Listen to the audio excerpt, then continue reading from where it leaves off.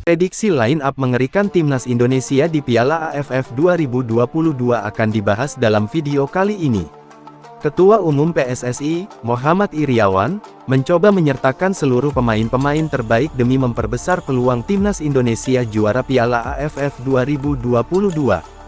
Hal itu termasuk memanggil 3 pemain keturunan yang proses naturalisasi segera rampung yakni Sandy Walsh, Jordi Amat dan Sain Patinama. Untuk Jordi Amat dan Satne Patinama, peluang mereka membela Timnas Indonesia di Piala AFF 2022 sangat besar. Sebab, ketika Piala AFF 2022 resmi bergulir pada tanggal 20 Desember tahun 2022, Liga Malaysia dan Liga Norwegia tempat Jordi Amat dan Sain Patinama bernaung sudah menuntaskan kompetisi. Hal itu berbeda dengan Liga Belgia yang mana tempat Sandy Walsh berkompetisi.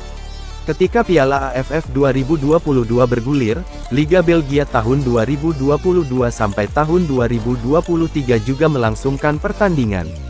KV Mechelen selaku klub Sandy Walsh juga tak berhak melepas sang pemain, mengingat Piala AFF 2022 tak termasuk agenda FIFA.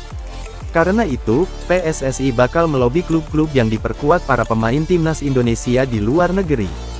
Harapannya nama-nama di atas bisa memperkuat Timnas Indonesia sehingga skuad Garuda dapat full tim di Piala AFF 2022. Jika diperkuat para pemain terbaiknya, Shin Taeyong kemungkinan mengandalkan formasi 3-4-3.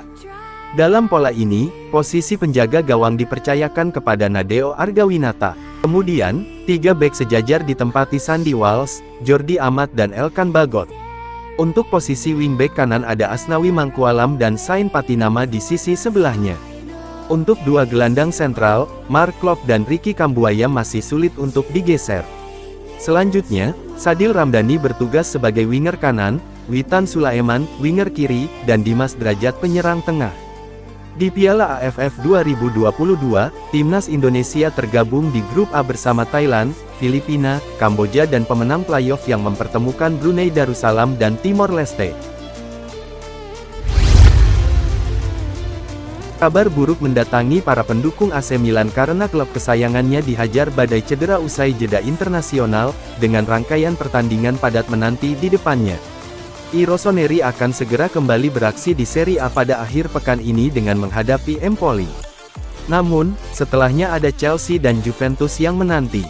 UEFA Nations League telah berakhir pada Rabu tanggal 28 September dini hari tadi, dan AC Milan memberikan ekstra 24 jam bagi mereka yang berpartisipasi dalam kompetisi tersebut untuk kembali ke kamp latihan Milanello.